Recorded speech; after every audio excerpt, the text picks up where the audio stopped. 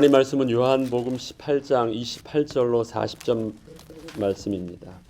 요한복음 18장 28절로 마지막 절까지 함께 읽습니다. 그들이 예수를 가야바에게서 관정으로 끌고 가니 새벽이라. 그들은 더럽힘을 받지 아니하고 유월절 잔치를 먹고자 하여 관정에 들어가지 아니하더라. 그러므로 빌라도가 밖으로 나가서 그들에게 말하되 너희가 무슨 일로 이 사람을 고발하느냐? 대답하여 이르되 이 사람이 행악자가 아니었더라면 우리가 당신에게 넘기지 아니하였겠나이다. 빌라도가 이르되 너희가 그를 데려다가 너희 법대로 재판하라. 유대인들이 이르되 우리에게는 사람을 죽이는 권한이 없나이다 하니 이는 예수께서 자기가 어떠한 죽음으로 죽을 것을 가리켜 하신 말씀을 응하게 하려 함이러라. 이에 빌라도가 다시 관정에 들어가 예수를 불러 이르되 내가 유대인의 왕이냐? 예수께서 대답하시되 이는 내가 스스로 하는 말이냐? 다른 사람들이 나에 대하여 내게 한 말이냐? 빌라도가 대답하되 내가 유대인이냐? 내 나라 사람과 대제사장들이 너를 내게 넘겼으니 내가 무엇을 하였느냐? 예수께서 대답하여 아니라 만일 내 나라가 이 세상에 속한 것이었더라면 내 종들이 싸워 나로 유대인들에게 넘겨지지 않게 하였으리라. 이제 내 나라는 여기에 속한 것이 아니니라. 빌라도가 이르되 그러면 내가 왕이 아니냐? 예수께서 대답하시되 내 말과 같이 내가 왕이니라. 내가 이를 위하여 태어났으며 이를 위하여 세상에 왔나니 곧 진리에 대하여 증언하려 함이로라. 무릇 진리에 속한 자는 내 음성을 듣느니라 하신대 빌라도가 이르되 진리가 무엇이냐 하더라. 이 말을 하고 다시 유대인들에게 나가서 이르되 나는 그에게서 아무 죄도 찾지 못하였노라. 유월절이면 내가 너희에게 한 사람을 놓아주는 전례가 있으니 그러면 너희는 내가 유대인의 왕을 너희에게 놓아주기를 원하느냐 하니 그들이 또 소리 질러 이르되 이 사람이 아니라 바라바라 하니 바라바는 강도였더라. 아멘. 우리 신앙인이 무심코 오해하면서 쓰는 단어들이 있습니다. 그리고 또 오해하는 개념들이 있습니다. 비슷해 보이지만 복음과 종교는 분명히 다르듯이 우리에게 예수 그리스도의 이 고난을 통해서 또 우리가 또 특별히 부활절 고난 주간을 맞이하면서 이 고난 기간 동안 우리가 금식 기도를 하면서 우리가 잘 정리해야 될 복음의 중요한 개념들이 있습니다. 오늘 유대인들과 그 다음에 예수님이 보고자 하는 그 기준이 다릅니다. 그 기준을 양쪽의 차이점을 지금 빌라도가 보고 있습니다. 빌라도의 눈에 비친 유대인과 예수님의 모습은 어떻게 다를까요?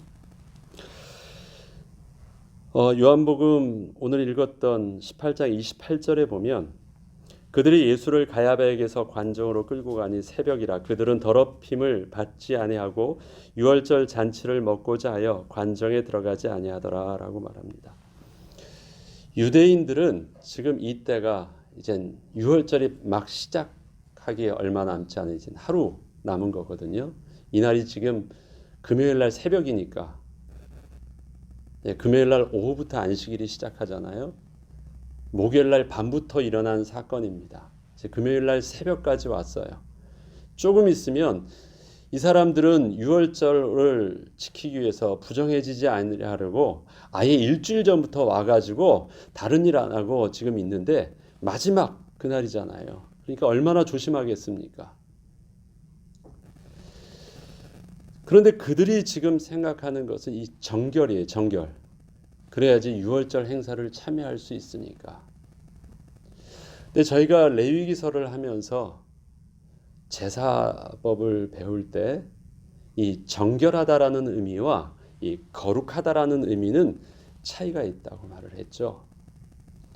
정결하다라는 것은 클린하냐 아니면 언클린, 더티하느냐, 더럽느냐 깨끗하냐는 거예요. 특별히 율법의 기준에서 이 사람이 제사를 드릴 수 있느냐 없느냐라는 차이가 있죠. 그러나 그 기본은 깨끗함이에요.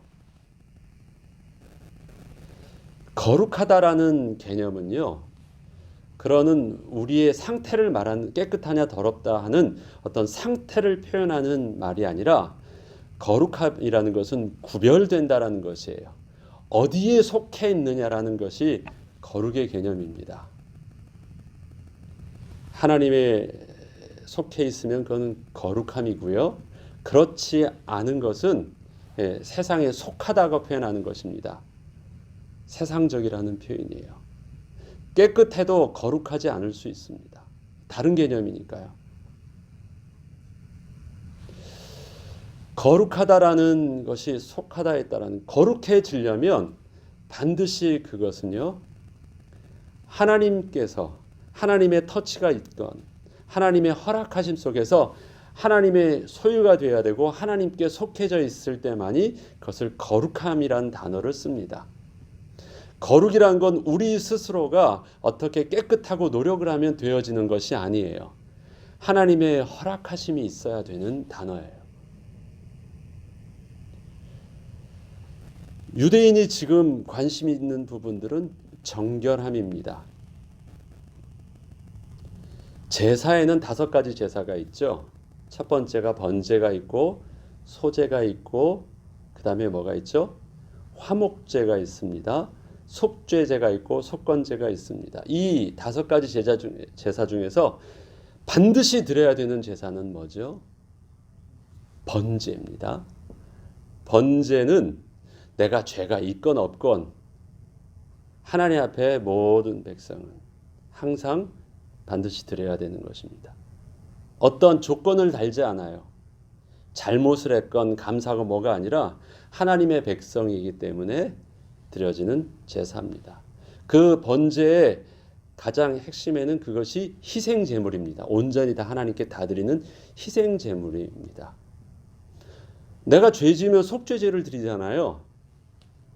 그런데 번제를 드릴 때도 우리의 모든 죄를 하나님 앞에 놓고 기본적인 제사가 희생제물로서 온전히 드려진 제사입니다. 반드시 드려야 되는 것입니다. 이스라엘 백성들이 또 특별히 20세 이상의 남자가 반드시 1년에 3번 드려 예루살렘에 가서 드려야 되는 제사는요, 가장 기본이 바로 이 번제를 드리는 것입니다. 제사를 드리러 간다고 할 때. 제사에는 예수님의 그 제사의 유월절 어린 양의 비밀은 2가지 비밀이 있죠. 하나는 바로 희생제사의 비밀이 있고요. 희생제물로서 예수님의 비밀이 있고, 또 하나는 화목제물로서의 비밀입니다. 2가지 비밀이 있습니다. 유대인들이 지금 관심이 있는 것은 유월절 제물을 먹겠다라면 이건 무슨 제물을 말할까요? 유월절 음식을 함께 먹기 위해서 그들이 정결해야 된대요. 이건 무슨 음식이죠? 무슨 제사입니까? 이건 화목제물이에요. 번제는 먹을 수 있는 게 아무것도 없어요. 그들이 유월절 제사 음식을 먹는다는 것은 화목제물을 먹는 것입니다. 화목제물은요, 정결한 자는 누구나 먹을 수 있습니다. 심지어는 이방인들도 정결례에 적합한 자는 먹을 수 있습니다. 그렇지 않고 부정한 자는 먹으면 안 되죠. 그러나 정말 중요한 것, 이 사람들은 지금 오늘 관심이 뭐냐면 유월절 잔치를 먹고자 하기 위해서 그들이 지금 정결례, 이방인의 집에 들어가지 않는 것입니다. 이방인의 장소에 들어가는 것은 부정한 것이니까. 그래서 그 관정에 들어가지 않는 거예요. 왜? 유월절 음식을 먹기 위해서. 그러나 그들이 예루살렘에 왔을 때는 사실 가장 의무적으로 반드시 해야 되는 것이 있습니다. 그것이 뭐냐면 하나님 앞에 개인적으로 드리는 번제거든요. 개인이 하나님 앞에서 해야 되는. 그런데 번제의 예물은요, 양이 아니더라도 되죠. 그 사람들의 수준에 따라서 양이 아니라 그냥 싸게 살 수 있는 비둘기 한 마리도 됩니다. 그것도 안 되면 곡식 가지고도요, 그 자기가 하나님 앞에 드려야 되는 부분들을 그렇게 감당할 수 있습니다. 의무적으로 감당할 수 있어요. 그래서 정말 드려야 되는 그 번제는 그렇게 자기와 하나님과의 관계 속에서는 부담스럽지 않게 할 수 있습니다. 근데 이 사람들이, 유대인들이 가장 무서워하는 건 출교거든요. 그들로 가서 잔치를 참여한다라는 것은 음식을 마음껏 먹을 수 있는 것도 있지만 뭐예요? 그들의 유대인의 공동체 속에 함께 가는 거예요. 그래서 눈도장을 찍는 거예요. 함께 가서 식사하면 뭐예요? 다 모인 거예요. 우리 예배를 드릴 때도 그렇죠. 나와 하나님과의 어떤 인격적인 관계 뭐 그렇게 하지 않아도 부담스럽지 않아요. 왜? 그건 다른 사람 앞에 보이는 거 아니니까. 그렇지만 내가 이 교회에 나오면 뭐부터 해야 돼요? 이 눈도장은 찍어야 돼. 교인이라고. 그거랑 다르지 않아요. 유대인들이 다 참여한다라는 것. 진짜 예수님의 모든 관심, 하나님의 모든 관심은 어디 있습니까? 번제를 드릴 때 그것을 안수할 때 하나님께 기쁘게 받으심이 된대요.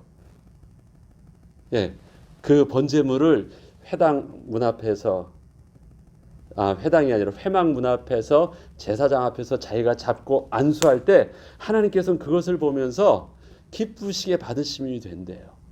왜? 그래야지 하나님께 속하는 거룩한 백성으로서의 기본적인 자격이 되잖아요. 희생제가 되니까. 번제가 없는 자는 희생제물을 먹는다고 해서요 될 일이 아니에요. 하나님의 백성이 되시려면 거룩함의 기본적인 제일 첫 번째 조건은 희생제물로 만족함을 얻어야 돼요. 희생제물은 다 먹을 수 있어요. 화목제물은 다 먹을 수 있어요. 함께 나누는 것이니까. 그러나 거룩한 백성으로서의 그가 하나님 앞에 서기 위한 개인의 모습은 번제가 온전히 드려져야 되는 것이에요. 그런데 이들은요 관심이 희생제물에는 이 비밀이 잘 몰라요. 그들은 뭐만 잘하면 돼요? 가서 만찬을 같이 할 수 있으면 돼요. 화목제물 같이 먹으면 돼요. 근데 그 화목제물은 내 돈 안 써도 돼요. 있는 사람이 양 한 마리 큰 거 잡으면, 아니면 더 있는 사람이 자기의 어떤 거룩함을, 자기의 믿는 것을 드러내기 위해서요 큰 거 한 마리 잡으면 옆에 붙어서 다 함께 잔치에 참여할 수 있어요. 그리고 거기에서 자기도 함께 즐겁게 하면서 나도 백성임을 그렇게 티내면서 함께 어울릴 수 있어요. 그게 유월절 잔치예요. 함께 먹는 유월절 행사예요. 그런데 그 행사에서 함께 같이 밥을 먹을 수 없다면 이거 심각한 거 아닙니까? 그 공동체 안에서 빠져 있으면요 들어갈 수 있는 자격은 돼야 되잖아요. 그래서 정결해야 돼요. 그러나 그들은 제사에는, 정말 하나님 앞에 드려지는 제사에는 관심이 없어요. 그들은 정결하기만 하면 돼요. 그렇지만 그들은 거룩함의 비밀은 몰라요. 거룩해지려면 뭐가 있어야 되는데? 죄사함의 비밀이 있어야 되는데, 번제의 비밀이 있어야 되는데, 희생제물의 비밀이 있어야 되는데, 그것에 대한 관심보다 그들이 번제를 드리기로 왔다라고 해야 하는 게 더 소중한 것인데, 그들은 뭐 하러 왔어요? 함께 화목제물 먹으러 왔어요. 유월절 잔치 참여하기로 왔어요. 그러나 예수님의 거룩하심을 위해서 예수님은 지금 유월절 어린 양으로 오실 때 제일 먼저 왜 유월절을 그때 예수님이 죽으시려고 하셨습니까? 희생제물이 되기 위해서 죽으셨거든요. 저들은 지금 하나님을 섬긴다고 하지만 저들의 지금 모습은 희생제물은 몰라요. 그냥 그 무리에 속한, 유대인의 율법에 속한 종교인일 뿐입니다. 이게 첫 번째 저들이 실수하고 있는, 오해하고 있는, 우리 그리스도인도 오해할 수 있는 것이 그것입니다. 교인과 그리스도인은 다르잖아요. 교회에 열심히 참석하는 것과 하나님 앞에 그리스도의 언약을 붙잡고 예배하는 것은 다릅니다. 하나만 중요하다고 말하는 게 아니에요. 우선되어져 있는 희생제물의 비밀이 없으면 화목제물의 비밀은 의미가 없는 것입니다. 화목제물은 누구나 함께 나눠줄 수 있습니다. 그러나 하나님과 나와의 인격적인 관계 속에서 내가 그리스도인 되는 비밀은 화목제물을 먹는다고 해서 내가 그리스도인 되는 것은 아니에요. 함께 나누어서 종들도 이방인들도 먹을 수 있어요. 그렇다고 해서 그들이 다 하나님의 백성으로 된다는 말하고는 다른 거잖아요. 29절에 보면 그러므로 빌라도가 밖으로 나가서 그들에게 말하되 너희가 무슨 일로 이 사람을 고발하느냐. 빌라도는요, 유대인의 종교적 관습을 잘 이해하고 있습니다. 빌라도는. 그래서 그들이 들어오지 않는다는 것을 불쾌하게 여기지 않고요. 그가 유대인들을 잘 어루기 위해서 그들의 종교적인 관습을 해치지 않아요. 그래서 그들을 존중함으로 문 밖에 나와서 그들을 맞이합니다. 알고 있다라는 거예요.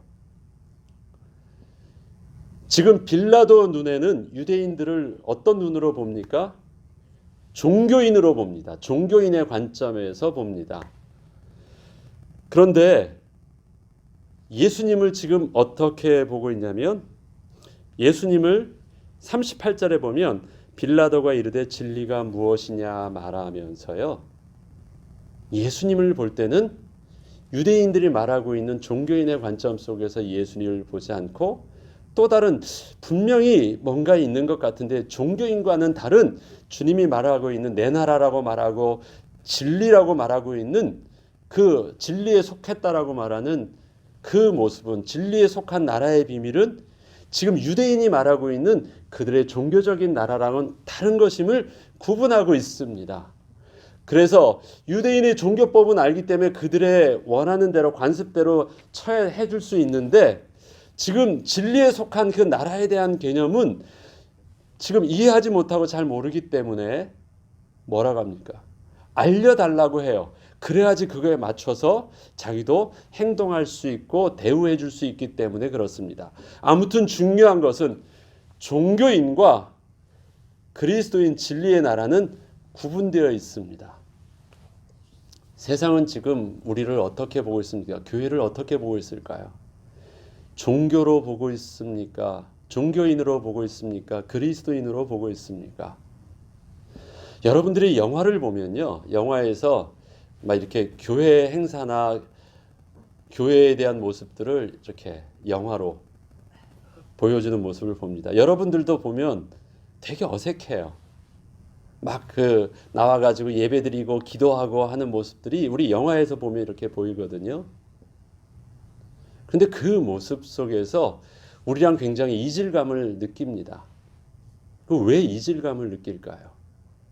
그 안에서 껍데기는 뭔가 흉내는 내고 그 언어는 그렇게 쓰고 있는데 그 안에서 전인격적으로 하나님을 향한 신앙의 온전한 모습이 보이지 않기 때문에 그것이 우리 입장에서는 굉장히 이질감을 느낍니다. 그런데 세상 사람들은 그렇게 보여지고 그렇게 흉내를 낸다고 하면 우리가 이질감을 느끼는 이유는 뭐냐면 그것이 종교이기 때문에 그래요. 세상 사람들이 우리를 볼 때 우리 안에 있는 신앙의 영적인 온전한 비밀을 보지 못하면 그냥 종교인으로 봅니다. 그러나 종교인과 그리스도인은 다릅니다. 그것을 조금 다르게 표현, 교인과 성도는 다릅니다. 세상에 비춰지는 우리의 모습은 종교인으로 보고 있다면 문제가 있죠. 빌라도 눈에 하나님의 말씀을 생명을 걸고 있다고 하는 유대인의 모습은 그냥 종교인으로 보일 뿐입니다.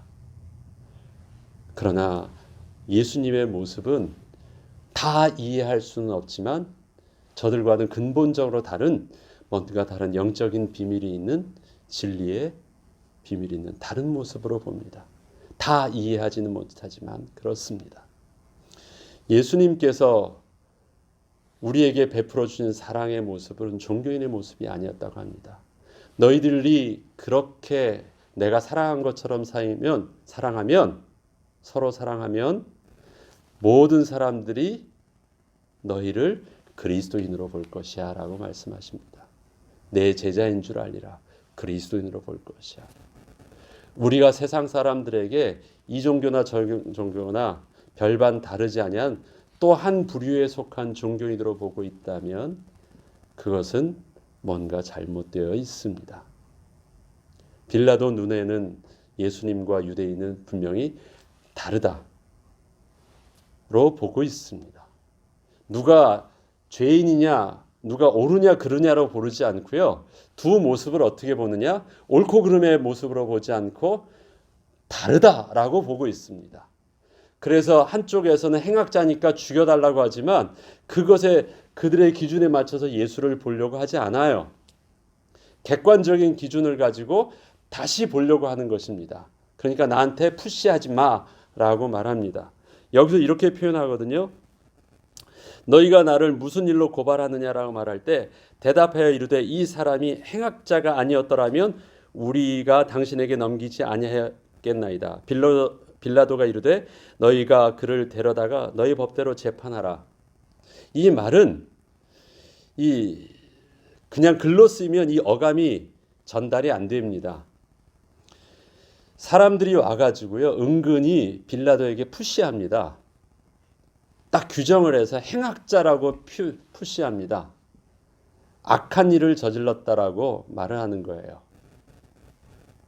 그런데 거기에는 숨겨져 있는 말이 있습니다. 행악자라는 말은 죽을 죄를 지었다라고 말하는데 그 죽을 죄를 지었다라는 그 말 속에 유대인들이 말하는 죽을 죄는 신성모독이었습니다. 그런데 그것을 그 죄를 가지고 실질적으로 예수를 죽일 수가 없기 때문에 유대인의 법으로 했었다라는 신성모독이라는 개념은 빼고 아무튼 죽을 죄를 졌다라는 것으로 표현하는 것이 행악자예요. 그렇지만 지금 통치법에서 로마의 법률 통치법에서 행악자가 되려면 형법에 맞아야 돼요. 종교법에 맞지 않고 형법에 맞아서 행악자가 되어야 돼요. 그런데 지금 막 새벽에 와가지고 막 푸시하면서 그 종교법은 빼고 무조건 우리가 볼 땐 죽을 죄가 맞다라는 걸 가지고 막 말을 합니다. 틀리지 않아요. 그런데 감추어져 있는 내용이 있죠. 그래서 행악자입니다 해가지고 죽여야 된다라고 말하면서 죽일 일이 아니면 데리고 오지도 않았습니다라면서 막 흥분하면서 막 밉니다. 그때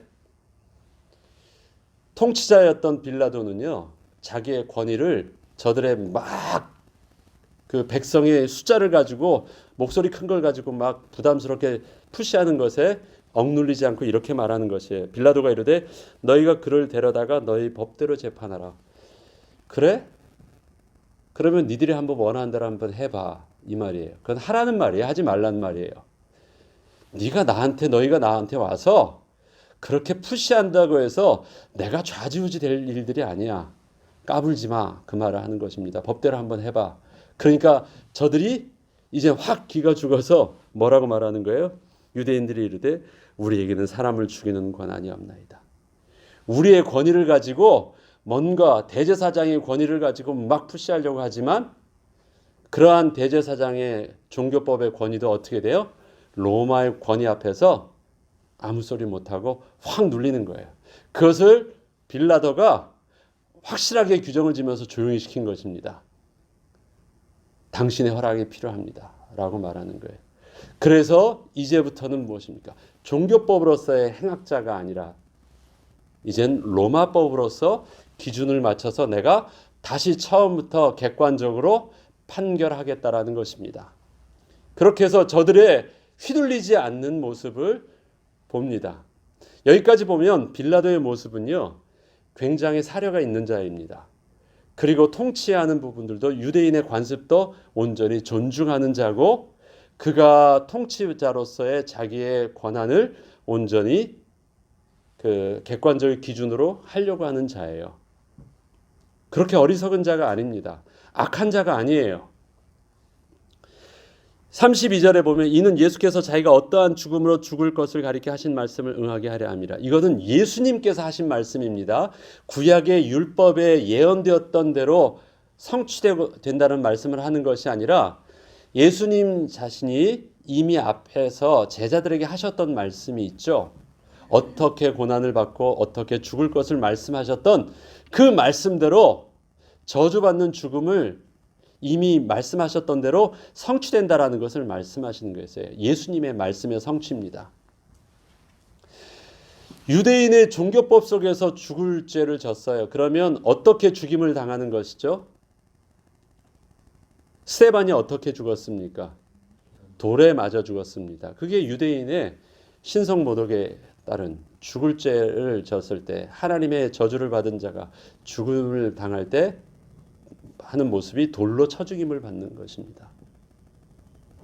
로마의 형법 속에서 가장 무서운 형법이 뭐예요? 십자가형이에요.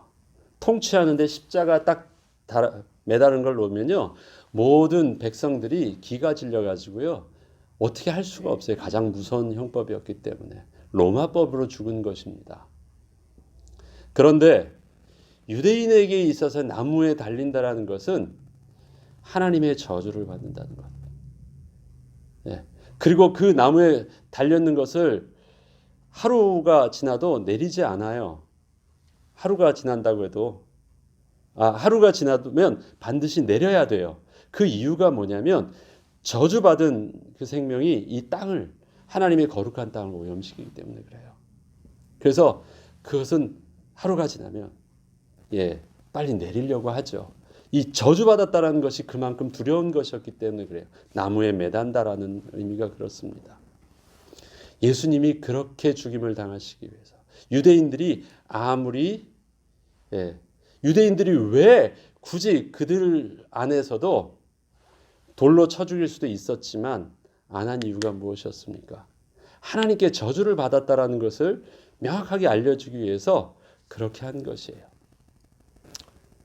그러나 이것은 유대인의 의도였다기보다는 로마법으로 빌라도의 권한에 의해서 진행된 것임을 명확하게 오늘 성경은 말해주고 있습니다.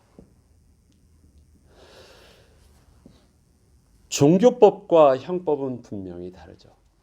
그래서 예수님은 로마의 형법에 의해서 죽임을 당했습니다. 오늘 본문을 보면 빌라도의 눈에 비친 예수님과 또 유대인의 모습들은 종교와 또 복음의 모습은 분명히 다릅니다. 빌라도는 분명히 예수님께 그들에게서 아무 죄도 찾지 못하겠노라라고 분명히 말씀을 하셨습니다. 아무 죄도. 왜? 종교의 법으로는 그가 신성모독이라고 저들은 아무리 밀어붙였지만 세상의 법에 있어서는 예수님은 분명히 아닌 것을, 그 나라에 속하지 아니었던 부분들을 이렇게 말씀하십니다. 33절부터 보면요. 이에 빌라도가 다시 관정에 들어가 예수를 불러 이르되 내가 유대인의 왕이냐? 예수께서 대답하시되 이는 내가 스스로 하는 말이냐? 다른 사람들이 나에게 대하여 내게 한 말이냐? 유대인의 왕이냐라는 말들을 할 때요, 여기서도 종교적인 관점과 그 다음에 통치법, 로마의 관점은, 로마법의 관점이 다르죠. 유대인의 왕이냐라는 그 왕은 하나님의 아들이란 말을 했기 때문에 쓴 표현이기 때문에 신성모독이라는 것이었고요. 또 그것이 유대인의 왕이라는 말을 통해서 감춰서 또 빌라도에게 유대인들이 어필하는 것은 무엇이냐면 반란의 수괴다, 반란자이다라는 거예요. 그 의미 속에서 정치적인 메시아로서의 유대인의 왕이에요. 속으로는 신성모독이었지만 계속해서 말하는 유대인의 왕이라고 푸시할 때는 정치적인 메시아로서 그가 바로 가장 로마 통치의 위험한 대장이니까 그를 죽여야 된다라고. 그래서 오히려 우리가 당신을 도와주는 것이라는 어필을 하고 있는 말이었습니다. 그래서 예수님이 묻습니다. 사람들이 유대인이 말하는 유대인으로 왕이냐 아니면 당신이 하는 말이냐? 유대인이 진짜 속에서 하는 그 말은 뭐예요? 그 하나님의 아들이라는 말. 당신이 그 말을 이해하고 하는 말이냐? 아니면 당신이 생각할 때 정말 유대인의 이 반란자로서의 반역자로서의 그 정치적인 메시아로서의 당신이 나를 이해하고 하는 말이냐라고 말을 합니다. 그것에 대해서 빌라도가 대답합니다. 내가 유대인의 왕이냐? 유대인이냐? 내 나라 사람과 대제사장들이 너를 내게 넘겼으니 내가 무엇을 하였느냐라는 것입니다. 나는 너를 그렇게 생각하지 않는다. 다시 말해서 어떤 반란의 징후 속에서 내가 위험해서 내가 스스로 잡은 것은 아니다라는 것입니다. 저들이 나에게 보냈다라는 것입니다. 그런데 내가 저들이 나에게 왜 보냈는지 내가 정확하게 알지 못한다. 행악자라고 말하고 죽을 죄를 졌다라고는 말하는데 그것이 왜 나에게 정확하게 말하는지 나는 잘 모른다. 무엇 때문이냐라고 말을 합니다. 그럼 네가 한번 나한테 변론을 한번 해봐라 라고 말하면서 예수님께 말하는 것이에요. 예수께서 대답하시되 내 나라는 이 세상에 속한 것이 아니니라. 만일 내 나라가 이 세상에 속한 것이었더라면 내 종들이 싸워 나로 유대인들에게 넘겨지지 않게 하였으리라 라는 것입니다. 이 말은 정치적인 메시아가 아니라는 것입니다. 당신에게 위협을 가하는 어떤 반란의 수괴도 지도자도 아니라는 것입니다. 그리고 이 세상의 권력에 속한 것이라면 내 부하들이 나를 이렇게 둘 일도 없었다라는 것입니다. 그러면 무엇 때문이냐를 합니다. 내 나라는 여기에 속한 것이 아니다라는 것입니다. 그러면 유대인들에게도 버림을 받은 것이고 그 다음에 로마에도 영향을 입히는 그런 나라가 아니라는 것입니다. 그런 제3지대 것이에요. 빌라도가 이르되 그러면 내가 왕이 아니냐? 너에게 속한 백성이 있다라는 말은 그럼 너가 분명히 왕은 왕인데 유대에도 속하지 않고 로마에도 속하지 않은 그 나라는 무엇이냐라고 말하는 거예요. 내가 내 말과 같이 내가 왕이다. 맞다. 나는 왕이 맞다. 그런데 내가 이를 위하여 태어났으며 이를 위하여 세상에 왔나니 곧 진리에 대하여 증언하려 함이로라. 무릇 진리에 속한 자는 내 음성을 듣느니라 하신대. 그래서 예수님께서 제일 먼저 와서 하신 말씀, 예수님이 오시기 6개월 전부터 먼저 6개월 전에 미리 왔던 태어났던 또 세례 요한을 통해서 하셨던 그 말씀이 뭐예요? 천국이 가까웠느니라. 하나님 나라의 개념이 예수님의 복음의 비밀이 무엇입니까? 회개하라 천국이 가까우니라. 주님의 나라는 하나님의 나라, 하나님의 통치하심의 나라, 하나님께 속한 백성을 만드는 나라, 하나님이 보내신 자를 통해서 하나님의 속한 백성은 하나님의 음성을 듣고 하나님의 인치심을 받고 또 구원함을 얻어 하나님의 거룩한 백성이 되는 그 나라, 하나님 나라. 나는 그것을 위해서 왔고 그것을 요한복음 17장에는 내가 저들을 진리로 거룩하게 하였습니다 라고 말하는 것입니다. 그래서 세상에 속하지 아니하였기 때문에 세상이 저들을 미워하게 되었습니다 라고 말합니다. 진리로 거룩하게 되었다 말씀하시면서 진리는 곧 하나님의 말씀이라고도 표현하고 말씀이 곧 육신이 되었다라고도 이 땅에 오셨다고 말씀하시며 또 내가 곧 진리라고도 말씀하시는 것입니다. 그래서 진리로 거룩하게 했다는 말은 하나님의 말씀으로 거룩하게 됐다는 말과 더불어 또 예수님이 저들을 하나님께 속한 거룩한 백성이 되게 하셨다는 말씀입니다. 그래서 예수님이 이 땅에 오셨고 그 일을 하고 계신 거예요. 희생 제물이 되셔야만 했던 그 비밀을 오늘도 말씀하고 계십니다. 진리로 거룩하게 하시는 것은 하나님의 소유된 백성으로 만드는 것이죠. 그리고 진리에 속한 자는 내 음성을 듣는다. 저들은 지금 진리에 속한 백성이 아니에요. 유대인들이 그렇게 하고 있는 것은 이 말을 하고 다시 유대인들에게 나가서 이르되 나는 그에게서 아무 죄도 찾지 못하였노라. 여기서 말하는 아무 죄는 형법으로도 로마의 나라에도 속하지 아니하였고 그 다음에 너희가 말하는 유대인의 나라도 유대인의 율법의 나라에도 속하지 아니한 다른 왕이라고 말하는데, 그래서 그가 고집스럽게 뭐라고 명패를 붙여요? 유대인의 왕이라고 하는데, 그것을 유대인들은 너무 싫어했어요. 띄기를 원했습니다. 그런데 그것을 누구의 의지로 붙여놓은 것입니까? 빌라도의 의지로 붙여놓은 것이에요. 그래서 그에게 있어서는 그리스도인이란 정확한 그리스도의 개념을 몰랐다 할지라도 그가 말하고 있는 또 다른 영적인 분명한 특별한 나라가 있다라는 개념은, 구분된 나라가 있다라는 것은요, 명확하게 빌라도는 인정을 했고, 그곳에 그가 속한 왕이다. 그래서 진리의 왕국의 왕이라는 사실들을 그는 감추지 않았고, 그것이 분명히 많다.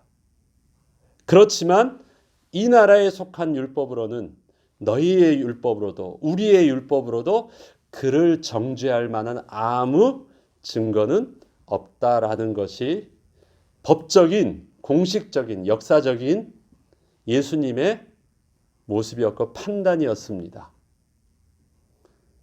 이것은 공식적인 법으로 역사적으로 기록되어 있는 법입니다.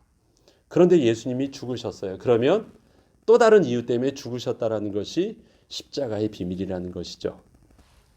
예. 그러면서 6월절이면 내가 너희에게 한 사람을 놓아주는 전례가 있으니 그러면 너희는 내가 유대인의 왕을 너희에게 놓아주기를 원하느냐 하니, 그들이 또 소리질러 이르되 이 사람이 아니라 바라바라 하니 바라바는 강도였더라. 강도보다 못하게 보인대요. 저주의 십자가에서 죽는 저주는 세상에서도 강도보다도 못한 정말 가장 악한 저주입니다. 악한 저주요. 그것이 십자가에서 죽으셔야만 했던 우리가 하나님 앞에 범죄한 저주의 모습이 바로 그러한 죄의 모습입니다. 오늘 우리의 본문을 통해서 우리는 정결한 자가 아니라 우리는 거룩한 자입니다. 우리는 교인이 아니라, 우리는 종교인이 아니라 그리스도인입니다. 우리는 세상 나라에 속한 자가 아니라 하나님 나라의 법에 속한 자입니다. 세상 사람들은 우리를 어떻게 봅니까? 너희가 서로 사랑하며 입은 모든 사람이 너희가 그리스도인인 줄 알리라. 내 제자인 줄 알리라. 그게 보여야지만 우리가 그게 온전한 그리스도의 삶을 살고 있는 것이라고 말합니다. 그런데 예수님은 죽으실 때 분명히 당신이 이 나라에 속한 자가 아님을 보여주고 그분의 생을 마감하셨습니다. 아무리 누가 다 뭐라 할지라도 그는 세상에 속한 자가 아니었음을 명확하게 당신은 증거하고 죽으셨습니다. 어떤 자로요? 하나님의 아들 유대인의 왕으로서 그분은 생을 마감하셨습니다. 우리는 어떻게 해요? 그런 하나님의 자녀된 모습으로 우리들도 들어야 되는 것이 우리가 감당해야 될 십자가의 삶입니다. 어떻게라는 부분들은 또 다른 묵상을 하죠. 그러나 그것이 우리에게 요구되어지시는 하나님의 십자가의 모델이고 그리스도인의 삶의 모델인 것은 분명합니다. 하나님, 어떻게 살아야 됩니까? 주님 앞에 겸손히 묻고 우리의 인격과 우리의 옳다고 하는 판단과 기준 속에서 그렇게 살려고 노력하기 전에 정직하게 하나님 앞에 질문하고 말씀 속에서 이렇게 새롭게 갱신하려는 몸부림이 또 이번에 새로운 부활절을 준비하며 기도하는 저와 여러분의 겸손한 하나님 앞에서의 영적인 자세가 되길 주 이름으로 축원합니다. 주기도문으로 마치겠습니다.